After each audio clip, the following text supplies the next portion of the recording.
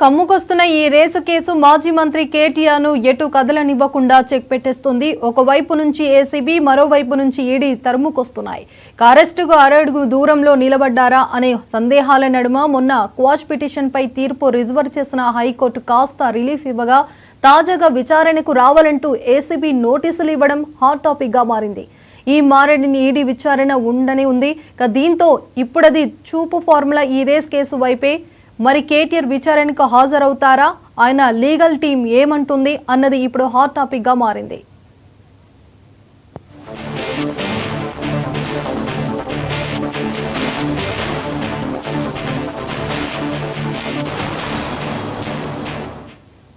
తెలంగాణలో ఫార్ములా ఈ race case sensation create చేసింది. బీఆర్ఎస్ వర్కింగ్ ప్రెసిడెంట్ కేటీఆర్ చుట్టూ ఎంక్వైరీలు మోహరిస్తున్నాయి. ఓవైపు ఏసీబీ, మరోవైపు ఈడీ దూకుడు మీదున్నాయి. విచారణ గడువులు దూసుకొస్తున్నాయి. ఒకరోజు వ్యవధిలోనే ఏసీబీ, ఈడీ విచారణకు రావాలంటూ నోటీసులు ఇవ్వడం ఇప్పుడు హాట్ టాపిక్ గా మారింది. ఈ కేసులతో కేటీఆర్ ఫ్యూచర్ సస్పెండ్ కొనసాగుతుండడం చర్చనీయాంశమైంది.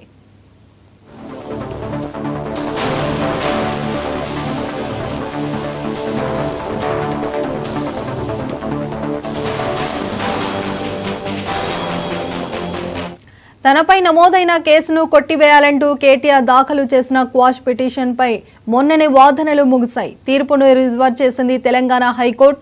ఇంతలోనే కేటీఆర్ను A1గా చేర్చిన ఏసీబీ విచారణకు రావాలంటూ లేటెస్ట్గా నోటీసులు ఇవ్వడం హాట్ టాపిక్గా మారింది.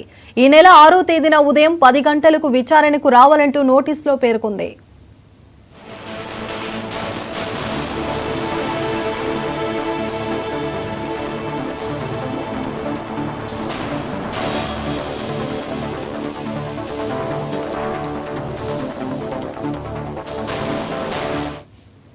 ప్రాథమిక విచారణ జరపకుండా ఎఫ్ఐఆర్ నమోదు చేయడం సుప్రీంకోర్టు తీర్పునకు విరుద్ధమన్న కేటీఆర్ వాదన కూడా అర్ధరహితమంటుంది ఏసీబీ.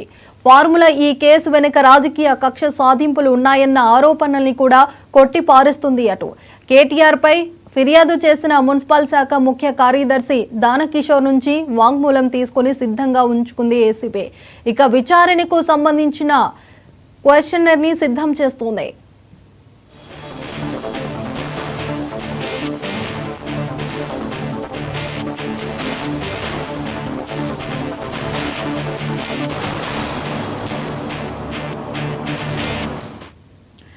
ఇటు ఈడీ కూడా కాచుకు కూర్చుంది. ఏసీబీ నమోదు చేసిన ఎఫ్ఐఆర్ ని ఆధారంగా చేసుకుని మనీ లాండరింగ్ నిరోధక చట్టం కింద కేటీఆర్ కు ఇప్పటికే నోటీసులు జారీ చేసింది.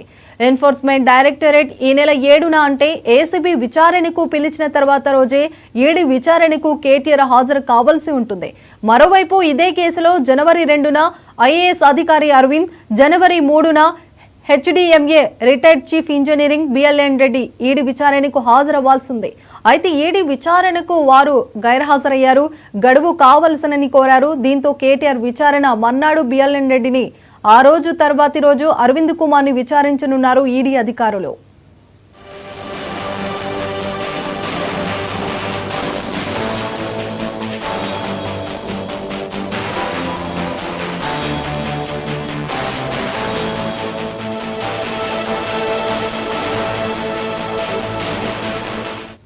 మొత్తంగా ఓవైపు ఏసీబీ విచారణ ఇలా స్పీడ్ అందుకోగానే ఈడీ కూడా సిద్ధమవుతుంది. జనవరి 6న ఏసీబీ విచారణకు, ఆ తర్వాత రోజున ఈడీ విచారణకు కేటీఆర్ హాజరు కావాల్సింది.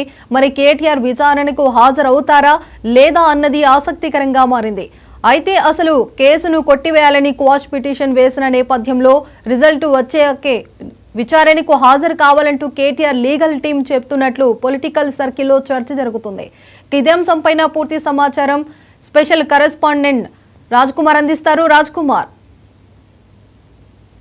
అరవింద్, ఫార్ములా ఈ రేసు వ్యవహారం కేసులో మనీ లాండరింగ్ కోణంలో డైరెక్ట్ చేసినటువంటి ఏసీబీ, ఈడీ దూకుడు పెంచింది. ఇప్పటికే బీఆర్ఎస్ వర్కింగ్ ప్రెసిడెంట్ కేటీఆర్ కు సామాన్లు జారీ చేయడం జరిగింది. ఈ నెల 6వ తేదీన కూడా హాజరు కావాలంటూ ఏసీబీ, జనవరి 7వ తేదీన విచారణకు హాజరు కావాలని ఎన్ఫోర్స్మెంట్ డైరెక్టరేట్ కూడా ఆదేశించిన నేపథ్యంలో కేటీఆర్ చుట్టూ కూడా విచారణ ఎంక్వైరీల సంబంధించినటువంటి నోటీసులు జారీ చేయడం జరిగింది.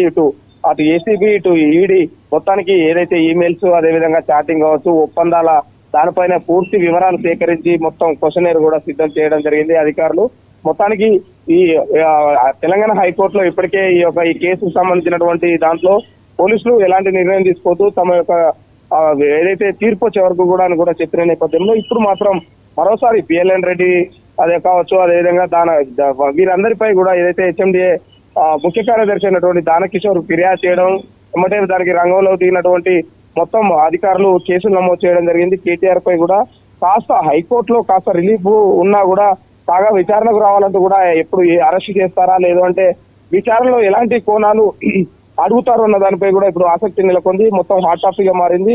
ఇటు ఏదైతే ఈడీ ఇచ్చిన మర్నాడే మళ్ళీ ఏసీబీ కూడా నోటీసులు ఇవ్వడం, ఈ రేసు వైపే మొత్తం కూడా ఇప్పుడు కేటీఆర్ విచారణకు హాజరవుతారా, ఆయన ఏమన్నా లీగల్ టీమ్ తో ఇప్పటికే సంప్రదింపులు జరపడం జరిగింది. తన లీగల్ టీం కూడా అంటే తన రాజకీయ కక్షతోనే ఇవన్నీ కూడా చేయడం జరుగుతా ఉంది. ఎందుకంటే తనపై కావాలనే చేశారు, నేను ఎలాంటి అవినీతి చేయలేదు అసలు అని కూడా చెప్పినటువంటి కేటీఆర్ తన లీగల్ టీం కూడా ఇప్పటికే హైకోర్టులో క్యాష్ పిటిషన్ ఇచ్చిన నేపథ్యంలో అక్కడ తీర్పు రిజర్వ్ లో ఉండడం జరిగింది. దీనికి సంబంధించి అప్పటి వరకు తీర్పు వెలువరిచే వరకు కూడా ఎలాంటి చర్యలు తీసుకోవద్దని కూడా పోలీసులకు ఏదైతే ఏసీబీ కావచ్చు ఈడీకి కొన్ని ఆదేశాలు కూడా జారీ చేయడం జరిగింది. ఈడీ తన యొక్క ఏదైతే తనపై నమోదైనటువంటి కేసును కొట్టివేయాలంటూ కూడా తన పిటిషన్ కూడా వేసినటువంటి అది A1 గా కూడా కేటీఆర్ ను చేర్చడం జరిగింది. విచారణకు రావాలని లేటెస్ట్ గా నోటీసులు ఇవ్వడం ఇప్పుడు హాట్ టాపిక్ గా మారడం, ఈ నెల 6వ తేదీన ఉదయం 10 గంటలకు విచారణ రావాలని కూడా కేటీఆర్ కు క్లియర్ గా చెప్పడం జరిగింది. ఒకవేళ రాకుంటే ఎలా ఉంటుంది, దీనిపై పూర్తి అంటే తన లీగల్ టీమ్ తో కూడా పూర్తిగా చర్చిస్తున్నారు. దీనికి సంబంధించినటువంటి ఎలాంటి కార్యాచరణ చేయాలి, ఒకవేళ అరెస్ట్ చేస్తే ఎలాంటి నిర్ణయాలు తీసుకోవాలి, పార్టీ క్యాడర్కి ఇప్పటికీ ఒక నిర్ణయాలు కూడా తెలుస్తా ఉంది.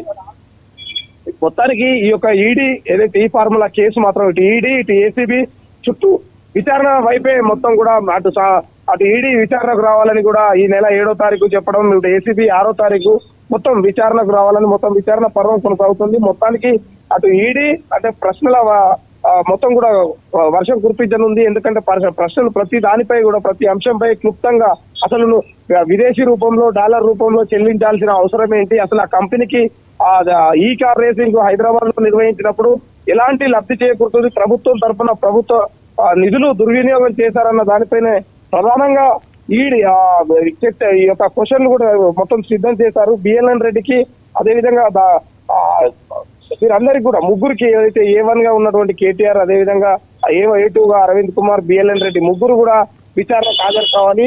వీళ్ళందరూ హాజరయ్యి ఏం చెప్తారు అన్న దానిపైన ఉంది. హాజరయ్యి వీళ్ళ విచారణకు సహకరిస్తారా లేదంటే విచారణ చేస్తూ ఆ రోజే అరెస్ట్ చేసే అవకాశం ఉందా, మొత్తం కూడా ఇప్పుడు ఉత్కంఠ మారింది.